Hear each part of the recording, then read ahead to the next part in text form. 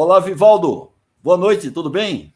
Tudo bem, Haroldo? Prazer enorme estar novamente aí sendo entrevistado por você. Vivaldo, agradecer a você duplamente. Primeiro, é uma honra ter você aqui, não é? Imagina. Depois, agradecer por você ter aceitado o meu convite para que a gente possa fazer essa live de hoje, substituindo a do Caio Magri, que falaria sobre ética, ele que é presidente do Instituto Ethos, mas aí ele vai encontrar uma agenda dele para que ele possa participar, para trazer para a gente a experiência fantástica que ele tem nessa área de ética. Mas eu selecionei você, Vivaldo, porque você faz pesquisas e faz estudos técnicos, e no site da ABQ, da Academia Brasileira da Qualidade, tem pelo menos uns 6 relatórios técnicos que você desenvolveu, com mais 2 ou 3 acadêmicos, colegas nossos da academia, e são relatórios que têm uma profundidade muito grande em função do estudo que você faz. Um tema, viu, Vivaldo, que interessa a todo mundo, que é a parte de inclusão social, não é? A gente tem uma consequência que nos afeta a todos quando a gente tem problemas como acontece no Brasil, e outros países do mundo, que tem as distorções sociais, que a gente precisa ter essa inclusão social. Então, eu achei um tema muito bacana. Inclusive, li todos os relatórios técnicos, por isso que eu fiz questão de convidar você. E, desde já, também eu coloco à disposição o site da ABQ, daqui a pouco eu vou colocar aqui no nosso chat, para que vocês possam ter acesso aos relatórios técnicos desenvolvidos aí pelo Vivaldo com mais 2 ou 3 colegas da academia. Então, Vivaldo, seja bem-vindo à nossa live tradicional das segundas-feiras, 20 horas. Maravilha, Haroldo. Sem sombra de dúvida, é um tema importantíssimo, né? A minha carreira inteira foi técnica e administrativa, né? Então, Sim. quando eu me aposentei, eu falei, não, agora eu quero estudar um pouco a parte ciências humanas, a parte social, e responder uma série de perguntas que eu tinha, né? Sim. Durante a minha vida profissional e tive assim o privilégio da academia me convidar juntamente com os 2 colegas, que é o professor Ettore Bresciani e a doutora Ana Cristina, né, Limonge França, Sim. e estamos trabalhando nesse sentido aí já fazem 5 anos. Isso. Né? Hoje já estamos com 10 relatórios técnicos, viu? Sim, tá Tá? certo. É que eu li aí, cara, para ser o final de semana lendo, né? Porque eu lia um e aí ficava inspirado para ler outro, porque são relatórios muito bons, né? Eu queria, É. claro, a gente vai resumir aqui um pouco desse seu estudo, focando principalmente na inclusão social. Existem outras coisas que você discute, a questão de distribuição de renda. Então, tanto é que eu vou colocar aqui daqui a pouco o site da academia para as Uhum. pessoas terem acesso a esses relatórios que você desenvolveu com muita profundidade, muita pesquisa. Então, desde já, parabéns.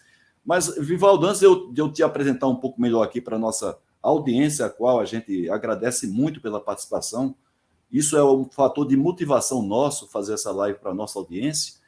Eu queria que você até, para justificar, porque a gente está falando aqui, você como diretor da Academia Brasileira da Qualidade, qual é a relação que tem esse tema? Eu sei qual é, mas eu queria que você justificasse o tema inclusão social com a missão da Academia Brasileira da Qualidade, Vivaldo.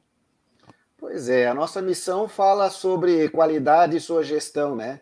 Agora, a qualidade ela tem um conceito muito amplo, né? Quando a gente está dentro de uma organização de manufatura, por exemplo, ela é a qualidade dos componentes, ou se tiver numa área de prestação de serviço, a qualidade do serviço. Mas nós não podemos esquecer que qualidade é muito mais amplo que isso, né? Qualidade é qualidade de vida. E a Academia Brasileira da Qualidade não consegue entender a sociedade brasileira tendo qualidade se não tiver inclusão social, né? Inclusão social com qualidade.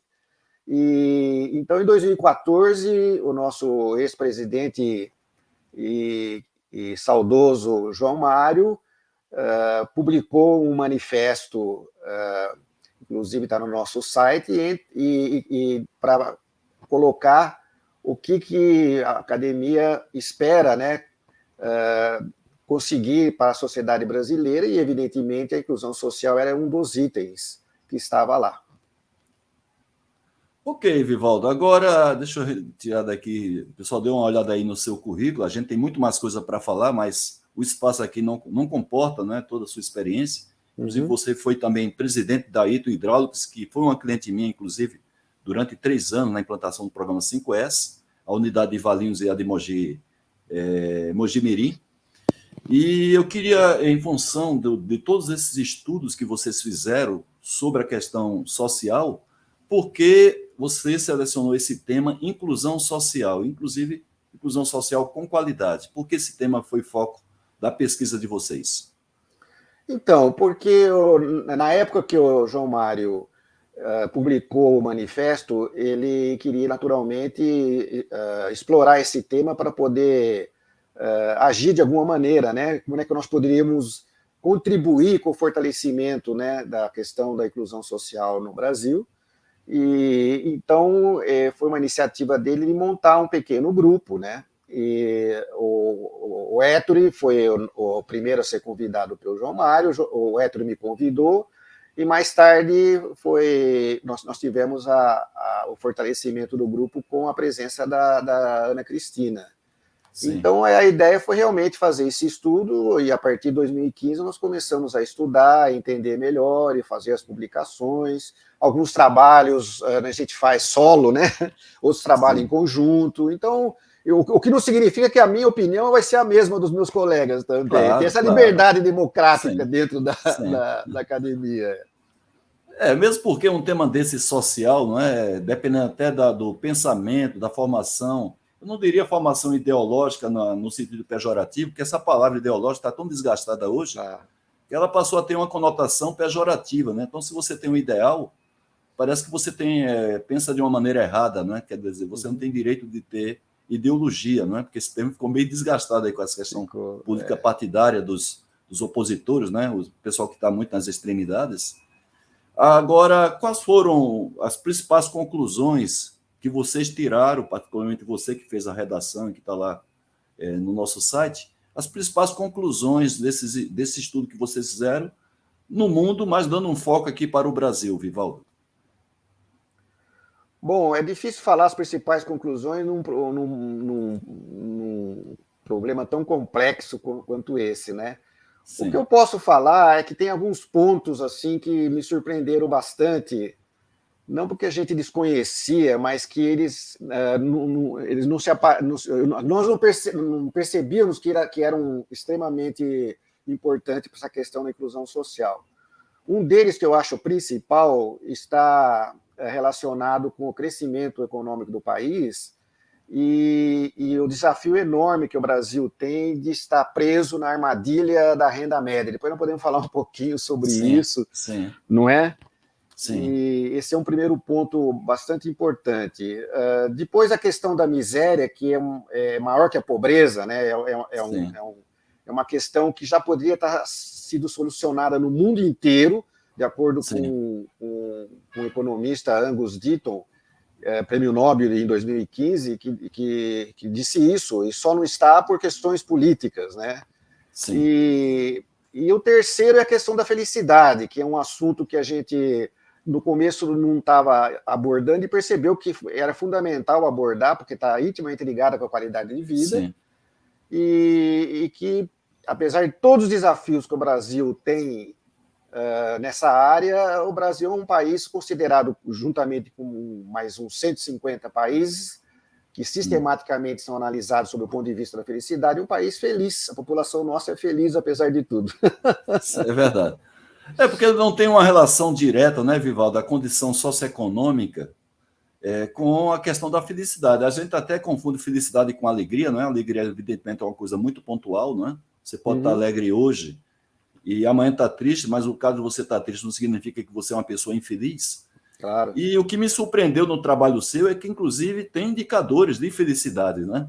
E que esses indicadores não tem obrigatoriamente, não anda em sintonia obrigatoriamente com a condição socioeconômica da pessoa e da própria sociedade.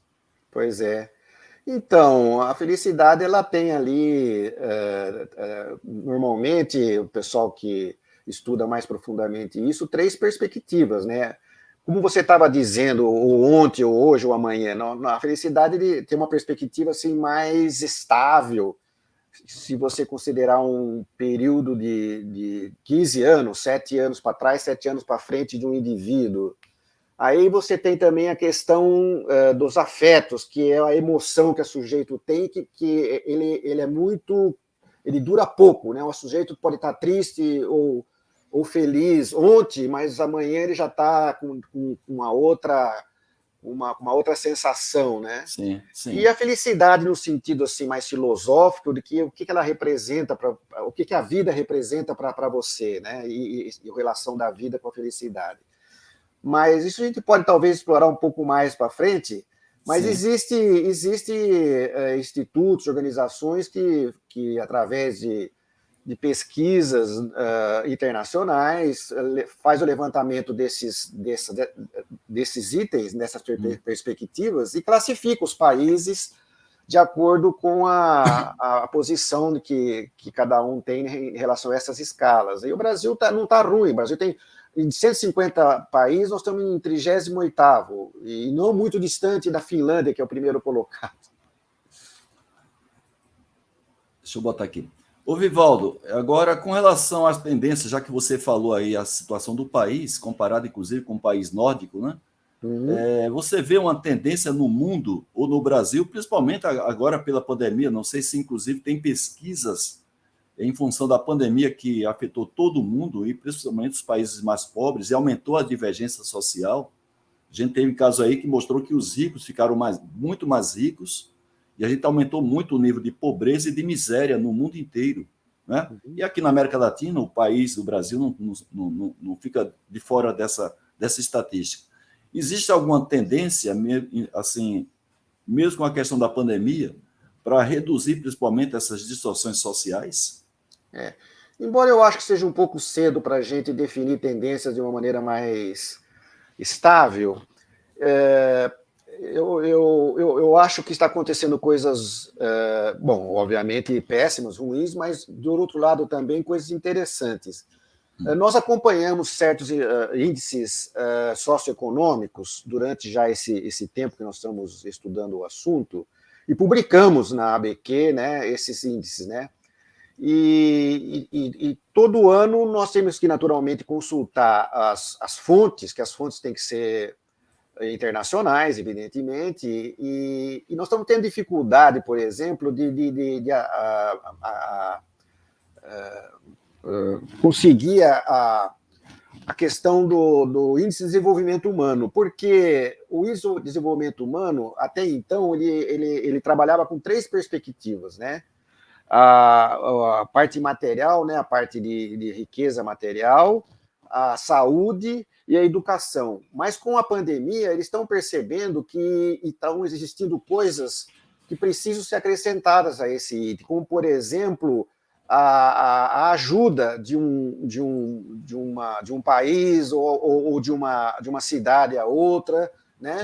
Então, isso tem que ser agora medido para ser incluído no índice, por isso que eles não estão publicando o índice. Eu não sei exatamente o que eles vão colocar, mas foi uma coisa tão pesada, porque esse índice de desenvolvimento humano é um índice tão tradicional que, para você mudar alguma coisa, você quebra aquela série que você vem obtendo de resultado, é porque realmente se justifica, né? Então, estou curioso para saber, no final agora desse segundo trimestre, nós vamos ter provavelmente quais são essas novas dimensões que eles vão adicionar ao índice de desenvolvimento humano.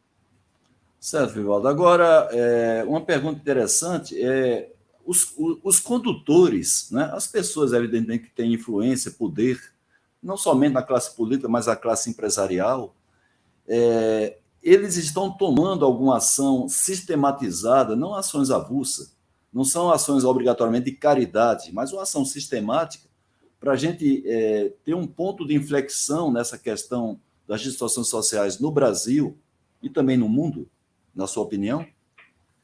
Olha, até foi interessante você fazer essa pergunta, porque eu, por exemplo, quando me aposentei há 10 anos atrás, já naquela época, as grandes organizações, principalmente, estavam interessadas na questão do meio ambiente, a questão social, a questão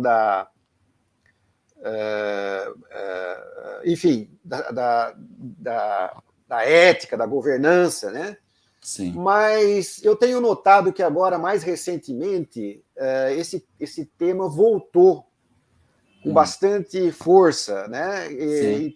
Então, eu acho que em função desses eventos que estão ocorrendo atualmente, não só a pandemia, mas a guerra lá no leste europeu, que estão demandando, né, a necessidade que as corporações e as empresas, de maneira geral, possam contribuir com a sociedade no sentido de incluir, né, esses requisitos, como é o requisito de qualidade. Hoje nós temos sistemas de administração da qualidade implantado, né? Então a ideia é realmente incentivar as grandes empresas, principalmente, depois as outras que seriam, por consequência, fornecedores, né? A se engajar nesses projetos aí, naturalmente com manuais, com legislação que fortalece a questão da conservação do meio ambiente, a questão do bem-estar social e a questão, naturalmente, da governança, particularmente nas práticas do dia a dia, na questão da ética, né? Certo. Ô, Vivaldo, já tem uma pergunta aqui do nosso presidente da Academia Brasileira de Qualidade, o Eduardo Guaranha, cumprimentando você em primeiro lugar, não é? Ele coloca o seguinte: a economia tem ditado o comportamento desde a primeira revolução, né? A primeira revolução industrial. Hoje a economia aceita melhor a sustentabilidade, o ESG, inclusive o ESG vai ser o motivo do nosso circuito próximo, que vai começar no dia 6 de junho. A gente vai fazer um circuito de 4 lives sobre o ESG. Um dos participantes convidados, inclusive, está no exterior, que é o Maurício. Ele vai se esforçar em função, mesmo com o fuso horário, para estar conosco aqui às 8 da noite, no dia 13. Aí ele pergunta, o Guaran, isso pode levar à redução das distorções sociais? Essa questão do ESG, a preocupação com sustentabilidade, ou isso daí não tem uma relação direta? Olha, tem uma relação direta, e até nós estamos trabalhando agora num outro relatório que fala exatamente sobre isso, né? Ele falou de primeira revolução industrial, né? Isso. Que gerou aí o crescimento do capitalismo no mundo. Sim. E o capitalismo levou a existir uma quantidade enorme de grandes corporações, né? E essas corporações são estruturadas por ações, né? E essas ações acabaram sendo adquiridas por fundos de pensão, né? Sim. E os fundos de pensão, quem são? Os trabalhadores, né? Então, os trabalhadores agora que estão, digamos assim, numa boa parte, não no mundo inteiro, mas uma boa parte das grandes organizações, são eles os acionistas, na verdade. Sim. Sim. Mas eles ainda não tinham ainda se apercebido que, por ser acionistas, têm condições de interferir na administração das grandes organizações. E, evidentemente, é essa mudança que está fazendo com que esse tema voltou a ser o foco, né? E é justamente porque, sem dúvida nenhuma, vai interferir positivamente na economia, né? Sim. Ok, tem outra colocação aqui. Na verdade, são colocações, Vivaldo, que vai assim, ao encontro do que você está falando, né? A colocação aqui faz o Moisés Ramos. Inclusive, é um colega da Embraer, não é, que responsável por sistema de gestão lá na Embraer, o processo Lean Manufacturing, que você bem conhece, quando você, inclusive, foi presidente da Eaton Hydraulics, América do Sul. E ele coloca que ele tem viajado para o exterior, inclusive a trabalho, né? Eu sempre tenho acompanhado os trabalhos do Moisés Ramos, sempre está um pouquinho ali, Europa e Estados Unidos. E ele disse que também por lá a situação não está fácil, com o agravamento principalmente da pandemia, né? Causou esse problema realmente, essas distorções todas. Então é uma coisa que vem aí corroborar com o que você está falando aí para a gente. Agora, você fez no estudo, Vivaldo, uma relação interessante, né? Você pegou lá, analisou o produto interno bruto do país, o PIB, um índice de felicidade que existe e também a questão do bem-estar social. Né? Então, o que é que você concluiu da relação desses 3 indicadores? PIB, índice de felicidade e o bem-estar social. Pois é. Bom, em primeiro lugar, o PIB ele é um índice macroeconômico universal, né? Sim, E a gente consegue juntar numa só escala, a escala monetária, a produção de computador com produção de pães, né? sim, Mas ele tem os seus defeitos. Ele, por exemplo, como qualquer índice tem. Por exemplo, o serviço a dando nome em casa não é computado, né? sim, sim, Então tem a questão do bem-estar social. O bem-estar social ele tem muitas dimensões, não é apenas a dimensão monetária ou econômica, né? Então tem a questão da felicidade, que nós estávamos falando há pouco, sim, tem a questão da educação, da segurança, né? Do trabalho digno, da moradia, né? sim, Então, a questão é, o PIB ele é um orientador, mas nós não podemos depender só do PIB, porque o sim, crescimento é muito importante, que nós podemos medir o crescimento e medimos pelo PIB. Mas não adianta nós crescermos se também a gente não distribui bem sim, sim, essa riqueza, né? E aí, sim. então, a gente vai ver se a riqueza está bem distribuída por esses outros itens que a gente está falando agora, né? E é uma coisa interessante colocar, só para completar, que essas dimensões têm algumas que são possíveis de serem medidas por terceiro, como, por exemplo, o nível educacional, como, por exemplo, a saúde, mas tem algumas que são subjetivas, ou seja, só a pessoa mesma que pode falar sobre aquele índice. É o caso da felicidade. A felicidade é Sim. exata. Tanto é que a felicidade ele é chamada de bem-estar subjetivo. Você não Certo. pode falar mais sobre isso, né? Ô, Vivaldo, a gente está falando de felicidade, é só aqui um comentário muito rápido, né? O Moisés colocou essa questão do fator felicidade e a gente está com um mundo meio chato, né? As pessoas estão muito manhosas, né, Vivaldo? Uhum, Qualquer coisa, assim, uma palavra mal colocada aí que não foi muito intencional, a pessoa distorce, e aí isso aí pode derrubar uma pessoa, um profissional, não é? A sua uhum, carreira, ou seja, toda a sua carreira construída pode ir por água abaixo em função, às vezes, de uma palavra mal interpretada. E o, uhum. e o Moisés coloca justamente aí essa questão que pode gerar essa infelicidade, essas questões de algumas bandeiras levantadas com muito extremismo, né?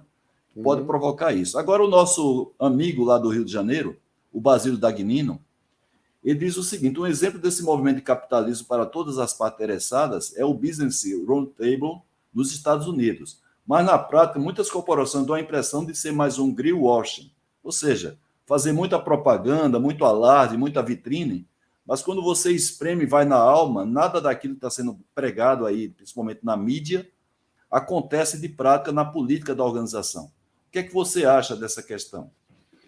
Olha, é o seguinte, tem um best-seller que foi publicado em 2019 de um famoso economista, ele é sérvio, mas está nos Estados Unidos atualmente, ele publicou um livro chamado Capitalismo Sem Rivais, Sim, né, onde ele diz que hoje o mundo inteirinho é capitalista, salvo pequenas regiões que não têm muita importância para o globo, e dividiu o mundo em dois tipos de capitalismo. O capitalismo meritocrático liberal, que é liderado é o capitalismo tradicional aí de mais de 200 anos, que é liderado pelos Estados Unidos, e o capitalismo político ou autoritário, que é liderado atualmente em vários países, mas é liderado atualmente pela China. sim, Né? Então, primeiro ponto importante que tem que ser colocado é o seguinte: capitalismo de parte interessada não existe como regime econômico em lugar nenhum no mundo. O que existe é uma vontade de algumas iniciativas de fazer o que nós acabamos de dizer agora, o EGS. Né? Mas, sob o ponto de vista político, o que nós temos são esses dois tipos de capitalismo que é explorado profundamente pelo branco Milanovic. sim. Inclusive, só pegando carona no próximo circuito, né? A escolha do ESG, Vivaldo, a gente tem Uhum, discutido isso aí dentro da academia. Ele vamos assim, não existe uma unanimidade da importância, né, do ESG. Existe uma ala muito grande achando que realmente é uma tendência positiva, não é? Da responsabilidade das organizações com relação ao tema meio ambiente, social e governança, que é o ESG. E é por isso que, inclusive, nós selecionamos esse tema para fazer parte do nosso circuito, porque a gente pretende ter nesse circuito posturas, posições, até mesmo divergentes em relação a questionamentos. A gente tem colegas na academia que, inclusive, estudam sobre o tema e questionam realmente se isso aí é uma coisa que veio para valer. Existe uma ala que acha que sim, e outras acham que não é nada mais que um modismo. Mas a gente vai discutir isso aí no nosso circuito de live. O Ricardo Morilovski está falando com a gente lá da Bahia, né? Ele sempre está aqui presente conosco. A gente agradece muito, Ricardo, a sua participação, como de todos os seus amigos que você traz para nos honrar com a sua participação aqui na audiência.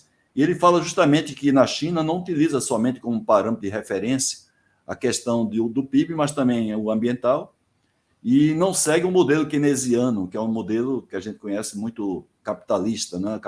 Capitalista em um sentido mais monetário. Uhum. O Ricardo ele faz também uma relação aqui que o ISG é um capitalismo de stakeholders, ou seja, das partes interessadas. E o Reinaldo, que está falando com a gente lá de Washington, nos Estados Unidos, ele fala que as entidades do governo que aprovam empresas relacionadas ao rating, né? São colocações que o pessoal está fazendo aqui que tem uma relação, ela tangencia o tema que a gente está falando, porque a gente está falando de inclusão social e, juntamente com a inclusão social, nós temos responsabilidade de empresários que vêm agora com essa eu diria uma onda, mas não estou falando onda num sentido pejorativo, né? Sobre o ISG, a questão do meio ambiente, governança e social. Agora, você falou aí uma palavra que passou desapercebida nossa aí, Valdo, na sua apresentação, que você falou o seguinte, a expressão armadilha da renda média. Primeiro fala para a gente o que é isso, a armadilha da renda média, e depois explica, porque também você falou aí, fez uma acusação, né? Por que a gente aqui no Brasil não consegue escapar desta armadilha? Então, primeiro fala qual é ela e depois a acusação que você faz aí com relação ao nosso país. Você tocou num ponto que para mim é o principal, né? Que eu costumo dizer que quando o Cabral chegou aqui no Brasil, ele falou tudo. O Pero Vaz de Caminha, que era o escrivão dele, mandou uma carta para o rei Dom Manuel dizendo o seguinte: aqui no Brasil não, aqui onde nós chegamos, tudo que se planta dá, provavelmente, certo, né? E foi o primeiro prognóstico que o Brasil seria o país do futuro. E somos o país do futuro até hoje, né? Aliás, quando eu me aposentei, eu quis saber exatamente por quê, né? E uma das causas, assim, não é a causa raiz, mas uma das causas que vem dessa causa raiz é a armadilha da renda média. O que é a armadilha da renda média? Esse termo foi criado por dois economistas do Banco Mundial, e significa o seguinte: a ONU ela divide os países em faixas de PIB, né? Na verdade, de renda, mas como está relacionada com o PIB, é mais fácil a gente falar de PIB.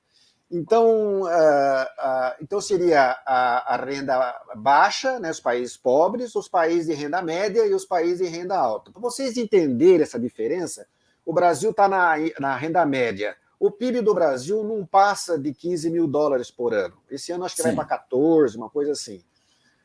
E os países ricos, os países de renda alta, no mínimo dá uns 50, 60 mil dólares per capita, né? Per capita por ano. Então, você veja só, a diferença, né? 4 vezes mais do que a gente. Então, não adianta também a gente estar querendo fazer políticas públicas de redução da pobreza, se nós não temos dinheiro muito para isso, né? Os Estados Unidos vai fazer qualquer política pública ali, já coloca 3 mil dólares para cada um por mês, né? Assim, não dá para fazer essas coisas, né? Então é importante a gente entender que nós estamos aqui na situação de 15 mil dólares por ano de renda per capita, né? Desculpe, de PIB per capita. Então, e precisamos sair disso, porque se não sair disso, a gente não tem como se tornar um país desenvolvido. É claro, isso que é importante dizer, se a gente conseguir chegar perto com o PIB anual per capita de 50, 60 mil dólares não significa que nós teremos o bem-estar. Nós, agora que chegamos perto, nós temos que distribuir de uma maneira mais equitativa, né, para a gente diminuir a desigualdade. Mas primeiro precisamos chegar lá. Então é isso o grande desafio nosso. Né? E eu fico muito chateado e preocupado, porque não é dessa eleição, mas as eleições anteriores eu via muitas discussões sobre vários temas, e hoje vai acontecer também nas eleições de outubro, se discutindo uma coisa, discutindo outra, ainda mais para polarização, mas ninguém fala direito o que se quer para poder fazer com que o país escape dessa armadilha, que não é fácil. A China, que hoje é a segunda potência do mundo em termos de economia, de PIB, né? Ela tem um PIB per capita de renda média também, porque ela tem que dividir para milhões e milhões de pessoas, né? Bilhões. Então, ela também está na armadilha. Né? Então, não vai ser fácil sair dela. Mas a gente pode até discutir isso aí no decorrer da entrevista. O que nós temos que fazer para sair dela, né? Certo. O Guaranha, mais uma vez, participa aqui perguntando o seguinte, Vivaldo, que aí dá tese de mestrado para você, não é? Quais são os principais fatores de distorções sociais? Olha só que pergunta fácil. E como a qualidade e a gestão podem ajudar na solução? Muito amigo, né? Nosso muito, presidente. né? Puxa vida.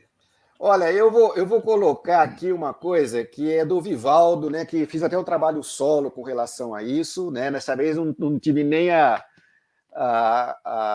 como é que se diz, a ajuda dos outros dois colegas, né?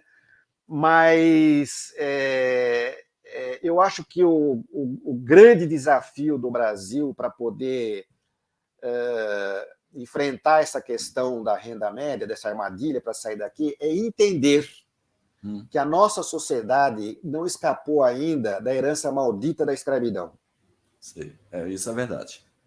E a gente vê isso no dia a dia, né? Eu costumo sempre citar como exemplo clássico, né? A final do ano passado, do ano retrasado, me falha bem, uma pessoa disse, cidadão não, engenheiro, mais que você. Né? Puxa! Típico. Isso daí é típico do senhor de engenho e a pessoa que mora na senzala, não é verdade? Então, e por que isso? Porque nós tivemos escravos, né, o regime escravocrata, desde a colonização até a véspera da proclamação da República, que foi a libertação dos escravos no Brasil foi em 1888. Um ano depois viramos República e foi século passado, 120 anos atrás é ontem. Né? Então, nós estamos sofrendo isso.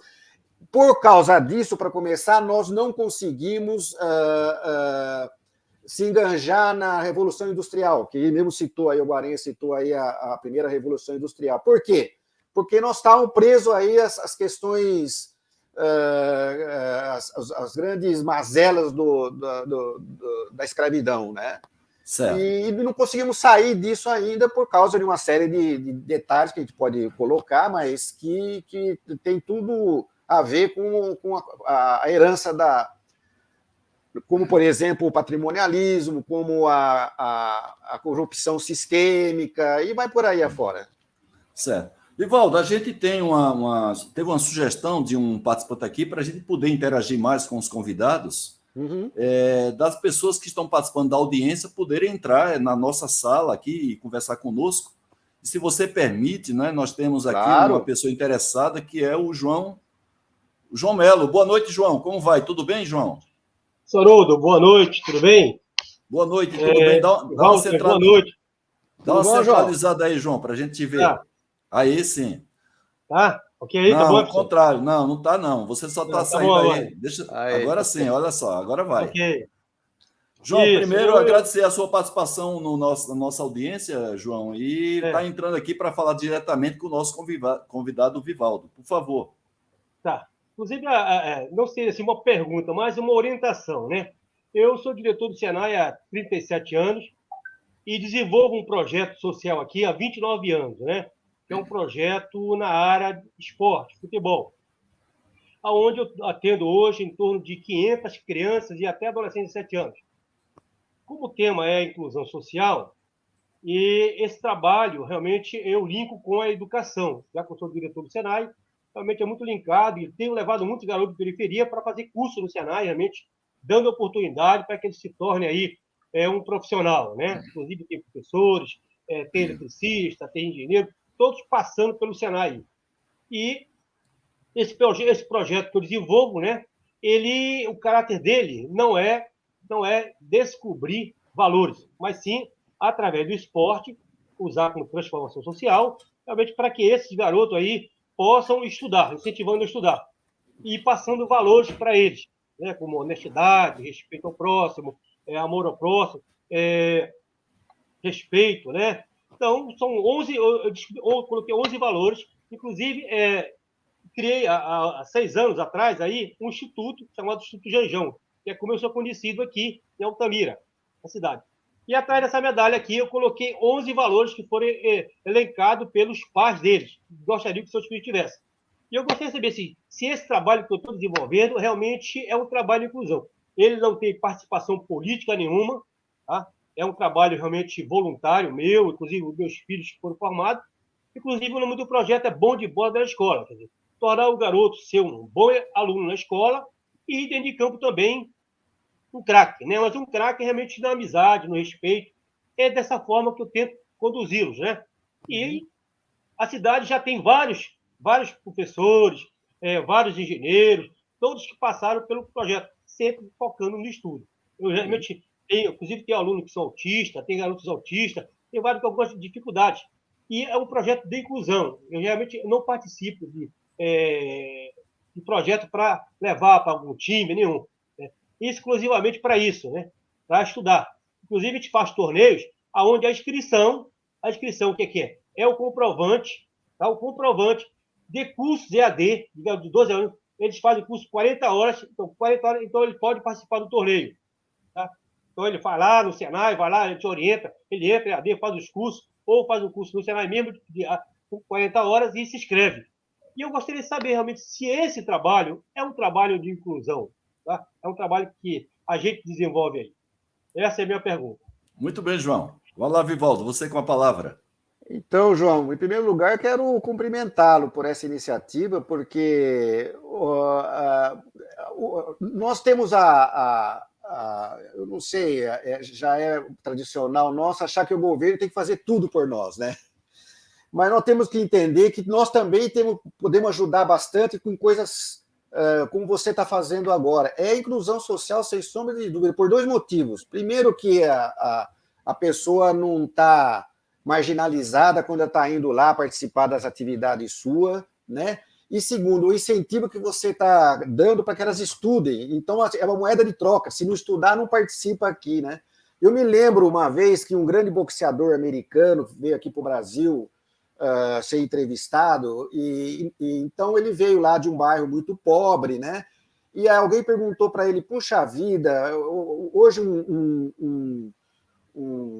nós estamos numa sociedade tão amadurecida, será que o boxe, por exemplo, não é uma coisa que devia acabar, porque afinal de contas é uma agressão entre 2 pessoas? Ele falou: pelo amor de Deus, não faça isso, porque se isso acabar, muita gente que estão no bairro que eu nasci vão ficar marginalizado.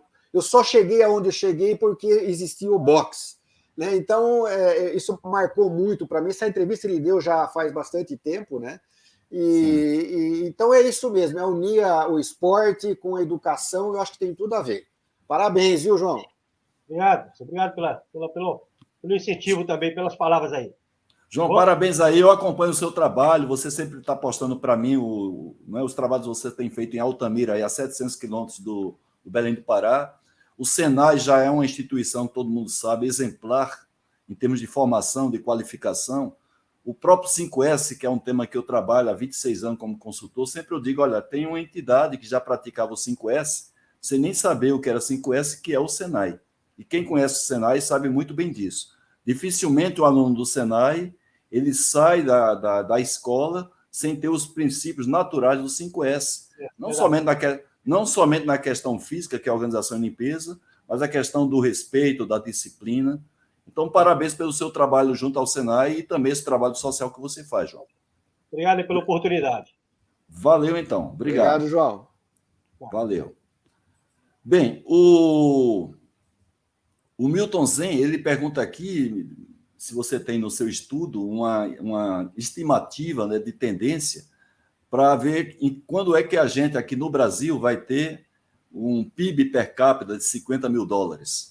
Se a gente vai chegar nesse nível. Olha, eu diria o seguinte: é um desafio muito grande, exatamente pelas características que nós colocamos aí dessa herança maldita, né? Porque uma digamos assim, das ações que o governo precisa realmente tomar para que a gente possa sair da armadilha está na educação, né? E a educação, ela no Brasil ainda ela está muito aquém do que precisaria ser, né? Quando a gente toma alguns índices, principalmente internacionais, como da OCDE, né? O Brasil aí está o último que foi feito, eu acho que esse 57º lugar perante aí os demais países que foram analisados, né?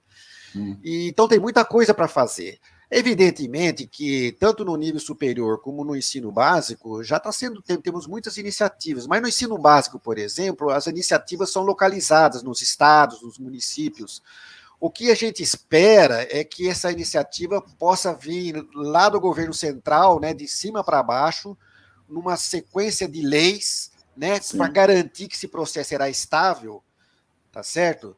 E que seja, evidentemente, aprovado pelo Congresso, porque o Congresso tem que aprovar esse tipo de programa, né, e que seja executado pelo governo federal através do Ministério da Educação e da Economia, né, para poder financiar alguns projetos dessas políticas públicas para a melhoria do ensino básico, né? E, inclusive, a academia, na pessoa do nosso presidente, Hugo Aranha, tomou isso como um ponto fundamental, assim como a inclusão social com qualidade, e está trabalhando também para poder ver como a academia pode ajudar nesse sentido, né? Então, é isso que eu digo. Eu acho que é uma jornada complicada, né? Mas, ao mesmo tempo, extremamente importante. E, para completar, eu diria mais o seguinte: não adianta a gente fazer um programa, como a gente acabou de falar agora, se não houver essa percepção de que a gente tem que progredir, que a gente tem que diminuir o distanciamento entre as classes sociais, deixar que todo mundo seja digno de um bom trabalho, tenha acesso à justiça e tudo mais, né? E, em função disso, não é só a escola que tem um papel fundamental, mas os pais também, dos alunos, né? Que quer queira ou quer não, faz parte dessa sociedade que tem essa situação. Então, é preciso também que tenha um apoio de uma transformação social, que a escola vai iniciar, mas que tem que ser acatada dentro de casa dos alunos, né? E é um desafio enorme. 50 anos eu acho que é pouco, viu? Certo. Muito bem. Vivaldo, tem algumas perguntas colocadas aqui. Eu queria que a nossa audiência aguardasse, porque a gente vai ter 4 semanas consecutivas discutindo o tema do ISG, inclusive com participação de pessoas que estão lá na Europa, estão no olho do furacão em termos vamos dizer assim, de trabalho sendo feito. Vamos iniciar, inclusive, a live com o nosso Jorge Cajazeira, que é nosso colega da Academia Brasileira da Qualidade, que ele representa o Brasil no estudo com mais 2 países, junto à ISO, para a elaboração de uma norma relacionada a ISG. E o Cajazeira vai estar presente aqui na próxima segunda-feira, dia 6. Então, eu queria a compreensão da nossa audiência para eu não colocar o tema aqui ISG, para a gente também não fazer um spoiler com os demais convidados que estão aí 4 semanas à disposição da gente para discutir sobre ISG. Agora, o meu grande amigo, Saidomar Romédio, uma pessoa que eu tenho tremenda admiração por ele, não é? Ele pergunta: Vivaldo, você falou na questão da escravidão, infelizmente, os ares da globalização enriqueceu meia dúzia de países, os restantes dos países estão com pires na mão e são devedores. Como desarmar essa armadilha que foi provocada por essa questão da globalização? A globalização é outro tema que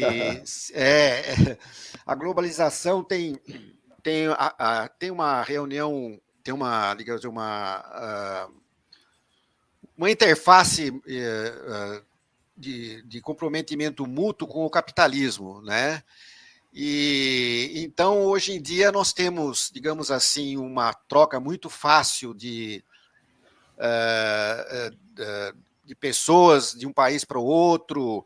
Então, por exemplo, hoje, se você tem lá um problema de um vírus que nasceu lá num lugar da China, no dia seguinte já tem aqui no Brasil, né? Então, nós temos assim, uma série de desafios com a globalização, né? A globalização tá criando, digamos assim, condições para você ter uma corrupção sistêmica universal, dificílima de você atacar, porque existe toda uma infraestrutura que permite isso. Então, realmente, se eu tivesse a resposta, eu acho que estaria com a resposta de $1 milhão, né? Mas agora vamos ver depois aí da pandemia como é que nós porque a globalização está sendo agora vista de uma maneira um pouco mais preocupante, né? Então eu acho assim, né, que depois da pandemia, para você viajar ou se acontecer alguma, agora estão falando na questão lá do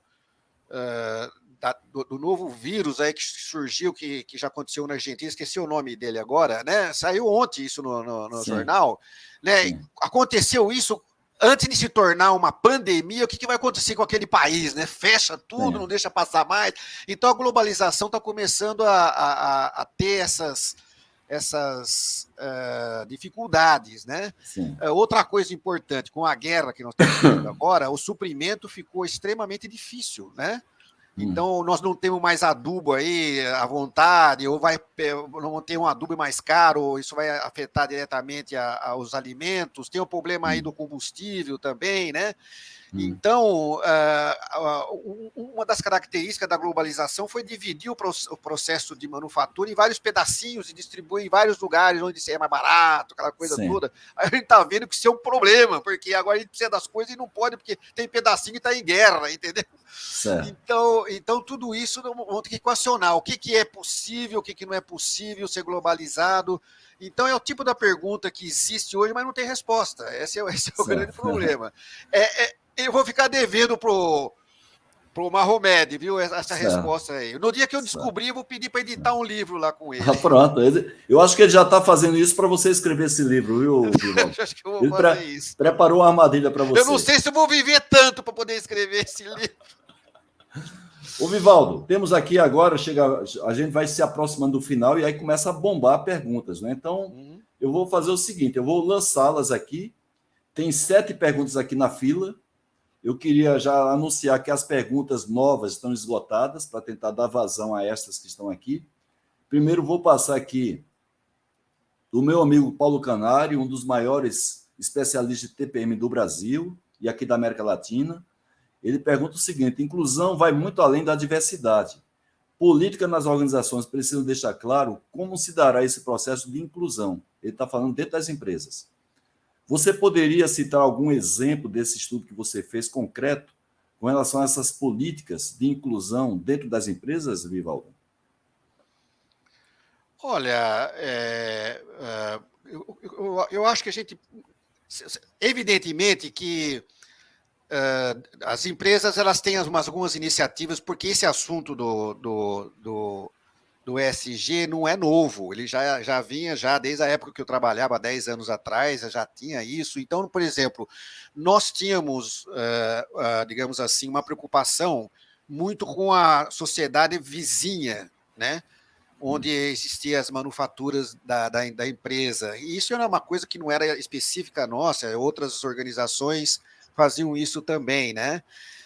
A questão da escola, né, de propiciar. Nós tínhamos, por exemplo, o pessoal que treinava dentro do Senai, os filhos dos funcionários, e que tinha esses cursos dentro da empresa, promovido pelo Senai. Então, são iniciativas, digamos assim, que eram localizadas. Mas o que eu vejo agora é que, em função principalmente do fato de que uma boa parte das grandes corporações, elas hoje têm as suas ações em fundos de pensão, e, por consequência, o acionista é o empregado, é o trabalhador, até pouco tempo o trabalhador não tinha se dado conta que ele manda, né? Que ele é o acionista, ele é o dono, né? Então agora estão surgindo essas iniciativas de forma mais formalizada, né? No sentido de realmente exigir que seja cumprida, né? Fazer as auditorias e tudo mais. Por outro lado, como nesse mundo nada de graça, né? Toda ação corresponde a uma reação, já dizia o Newton, né, da física, já tem uma certa preocupação das grandes organizações com relação ao custo dessas iniciativas também, né? Por exemplo, nós que criamos a nossa carreira em cima da qualidade, né, na gestão da qualidade assegurada, o famoso programa Qualidade Assegurada, isto custa dinheiro. Claro, e muito dinheiro. Agora estamos falando de três braços aí, né? O ambiente, a própria sociedade e a ética. A ética também é governança, né? A governança, que já está bastante difundido dentro das organizações, até por uma questão jurídica, né? Então, são essas as iniciativas que eu tenho visto e vivido, né? E vivido também. Mas o que eu vejo que a tendência agora é dar um caráter mais institucional, né, a isso, como qualidade tem hoje dentro dessas organizações. Então, rapidinho, o Dagnino ele faz uma colocação interessante, porque nós tivemos escravidão aqui no Brasil e também nos Estados Unidos, né? E a gente tem os Estados Unidos, claro, um país próspero, hoje continua sendo a maior economia mundial por enquanto, e ele pergunta se não seria mais interessante discutir a questão da filosofia da Igreja Católica, né, que ela tem uma postura assim, muito forte com relação à riqueza, e a cultura protestante, que ela vê a riqueza como dádiva divina, ou seja, a riqueza não é uma coisa que seja como se fosse um pecado, né? Segundo ele, né? Eu só estou interpretando aqui o que o Dagnino está colocando. Tem no estudo seu, tem alguma relação com relação a isso? Porque se não tiver, a gente passa adiante, viu, Divaldo? Não, que a história é longa, né? Por isso que eu vou só colocar assim um rápido. Uma das questões que fez com que os Estados Unidos não se tornou, aliás, se tornou o país mais adiantado ou mais desenvolvido do planeta, como é até hoje, né? Foi a questão de que lá eles tiveram lá a influência muito forte dos protestantes que saíram lá da Inglaterra e foram para os Estados Unidos, né? Na época da Reforma Protestante, que eles tiveram independência lá para fazer o que eles queriam e não necessariamente o que a Inglaterra fazia com o colonialismo no resto dos Estados Unidos, né? Então, isso gerou toda essa questão de por que os Estados Unidos conseguiu essa situação de encampar aí a Revolução Industrial e se tornar o país mais rico, né, na época e mais produtivo, né? Mas eu acho que hoje essa questão religiosa ela ficou amenizada porque o mundo inteiro é capitalista hoje, o mundo inteiro.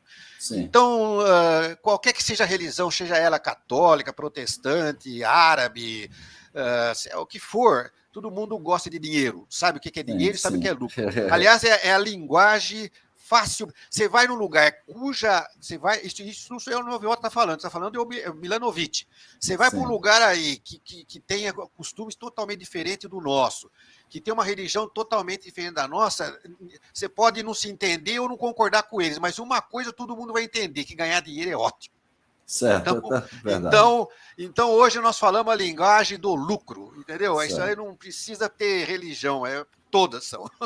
Tá certo.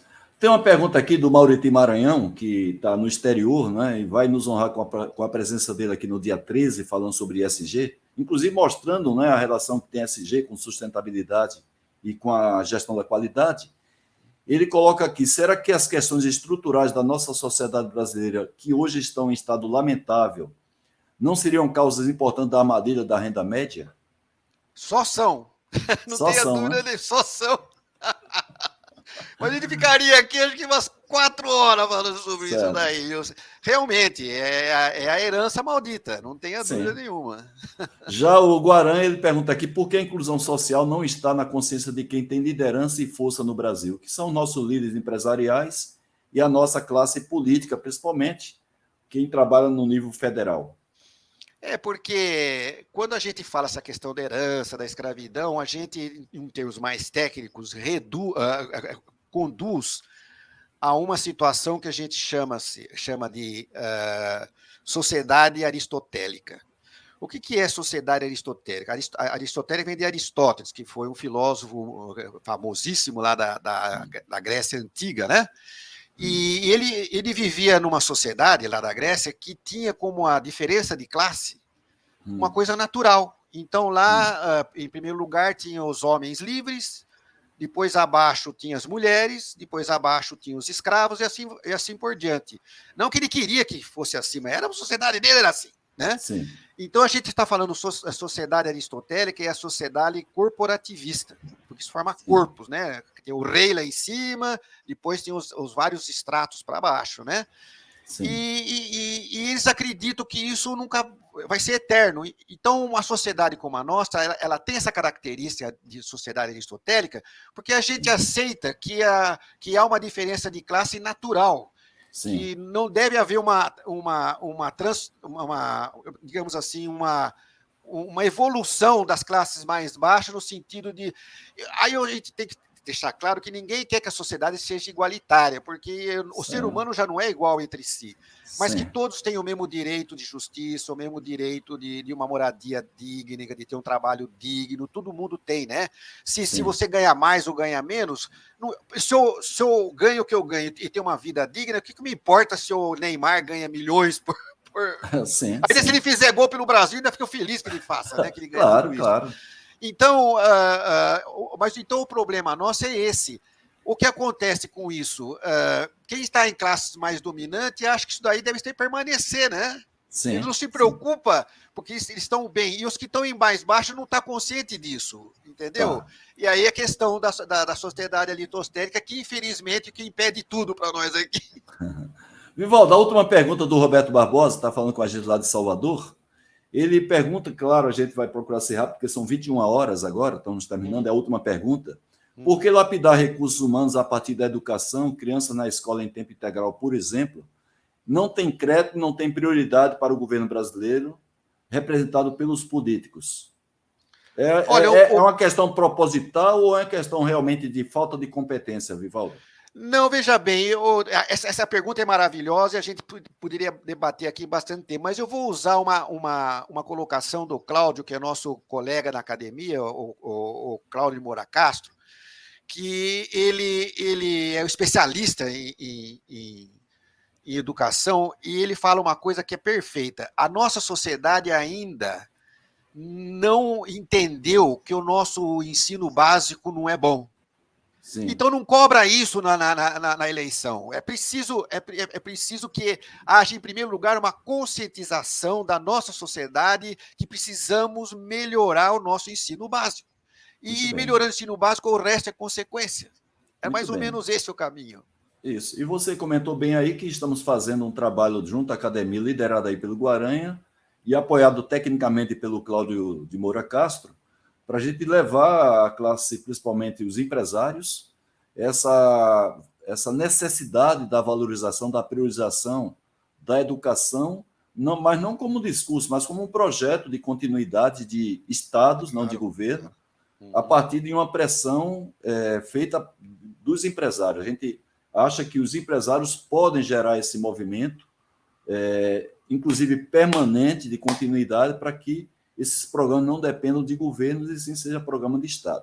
Vivaldo, mais uma vez queria agradecer a você por nos honrar com a sua presença aqui na nossa live. Muito gostosa a live, muito descontraído, um assunto que interessa a todos. Eu queria, portanto, passar para você fazer as suas considerações finais e daqui a pouco a gente anunciar oficialmente o nosso próximo circuito e nos despedir da nossa qualificada e querida audiência. Por favor, Vivaldo. Então, Haroldo, eu que novamente agradeço a você de dar essa oportunidade da gente poder trazer alguma coisa que nós estamos estudando já desde 2015, e é sempre um prazer falar sobre isso, né? E eu acho que também é importante porque é uma contribuição que a gente pode dar para o nosso maior cliente, que é a sociedade brasileira, né? Sim. E então eu convido vocês a visitarem o nosso site. E porque não são apenas os artigos, existe lá vídeos, os nossos encontros, falando não só também da inclusão, mas de outros assuntos. Então, eu que quero agradecer aí a presença de todos e fico assim ansioso para poder participar novamente, né? Um abraço para todo mundo.